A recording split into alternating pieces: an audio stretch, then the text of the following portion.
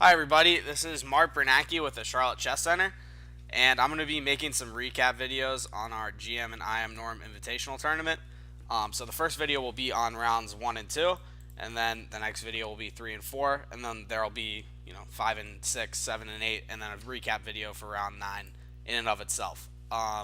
So I'll be going over the results from rounds 1 and 2, and then also I'll go over one game quickly at the end.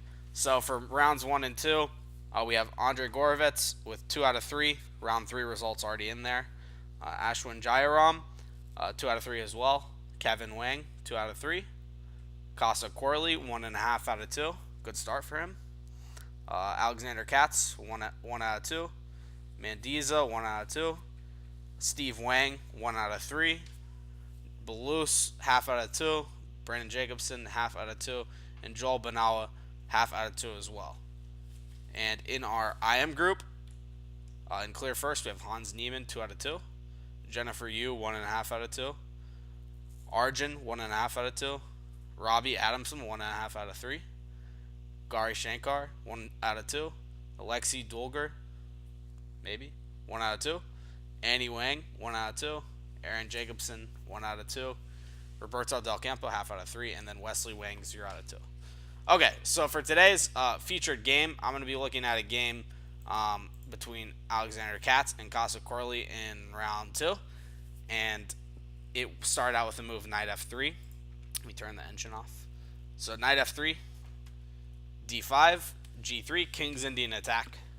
Bishop g4, bishop g2, c6, castles, knight d7, d3, knight gf6, knight bd2, e6. Corley going with like a little bit more of a solid approach against the King's Indian attack, not looking to like place too many pawns in the center, going with like more of a Slav setup with e6 and c6 and d5, but his bishop is outside of the chain, bishop on g4, so he can trade that off at any time.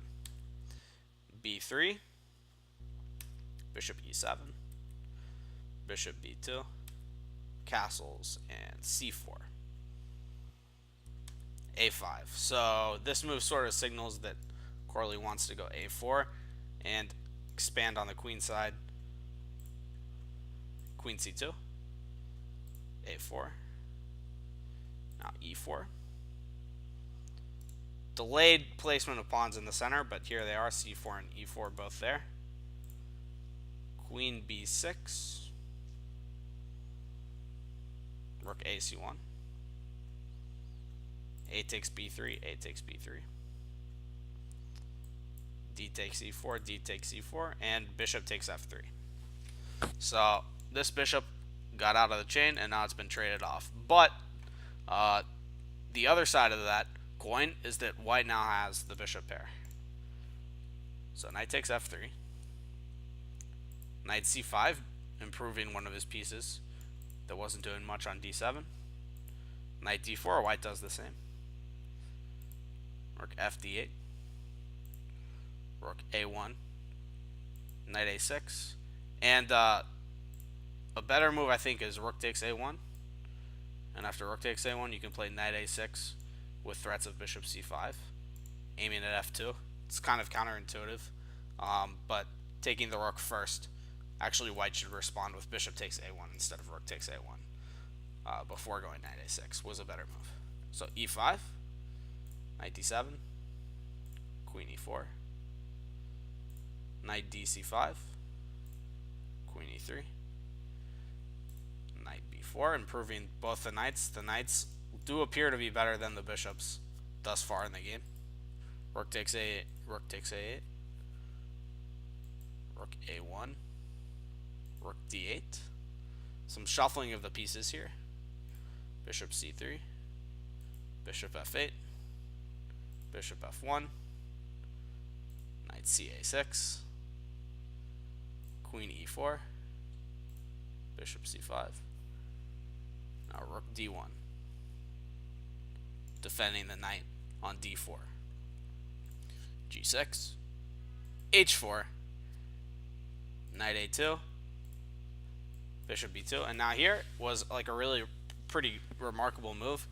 by Corley. So if you're watching, stop your video, see if you can figure out what black played. It was a pretty cool move. And so the move was knight c1. And this targets b3, and it looks like the knight can be captured in two different ways. But either way the knight's captured, this knight on d4 ends up hanging. If the bishop takes, then you could take with the rook or the bishop. And same thing if the rook takes, except you could only take with the bishop. And if you try to do something like not take the knight, then I think this b3 pawn is going to hang on the next move. So like if you try to defend everything with like, I don't know, queen e3 looks pretty bad. Queen e3, you could probably just take anyways. Yeah.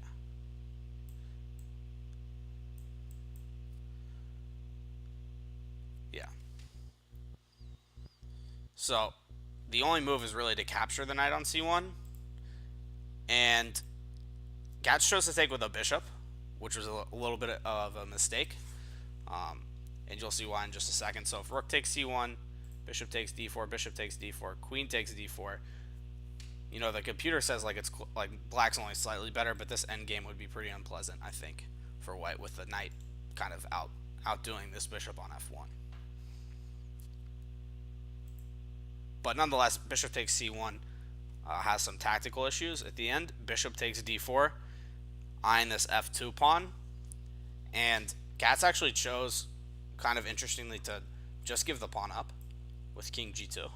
Because I think if queen f4, then queen c5 kind of ties down white in a real way. The queen's stuck defending both of these two targets. This pawn's going to fall very soon. And maybe the f2 pawn is less important than this one. So bishop takes d4, king g2. Interesting move. Bishop takes f2. Bishop g5. Going for some counterplay with black does have some seriously weakened dark squares around the king.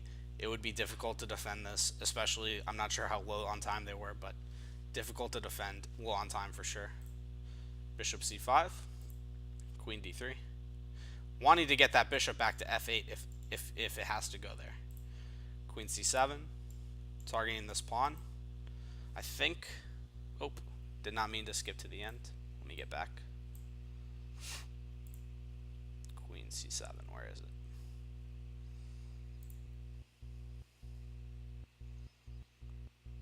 Yeah, I think maybe something like bishop d4 was a little bit better, blocking the queen from the file.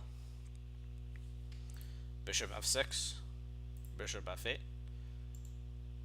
securing some of the dark squares around the king. h5, looking to attack. Knight c5, queen e3, queen b6, queen d4. Now queen takes b3, winning another pawn.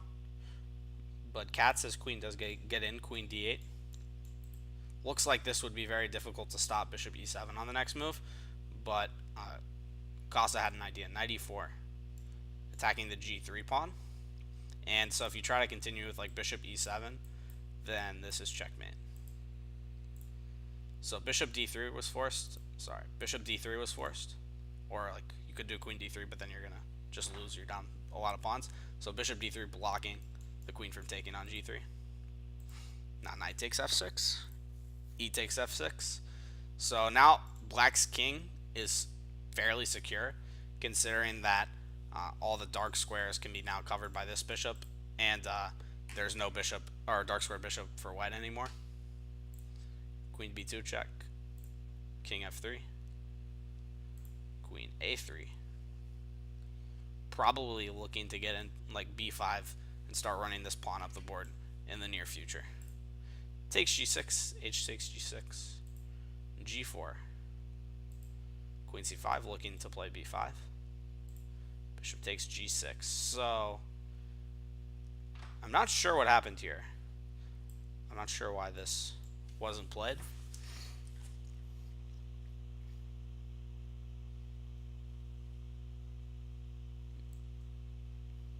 Queen e8.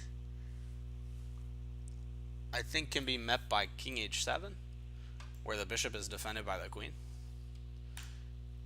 And maybe in like a low on time situation, this move was overlooked. So after bishop takes g6, Corley played queen takes c4, also okay, because you can probably take this on the next move also, and you're still up 2 pawns. Bishop e4, queen c3 check, king g2, queen e5, b5. And so eventually Corley was able to convert the advantage with these 2 pawns pushing down the board. Okay guys, so that's going to do it for the first video.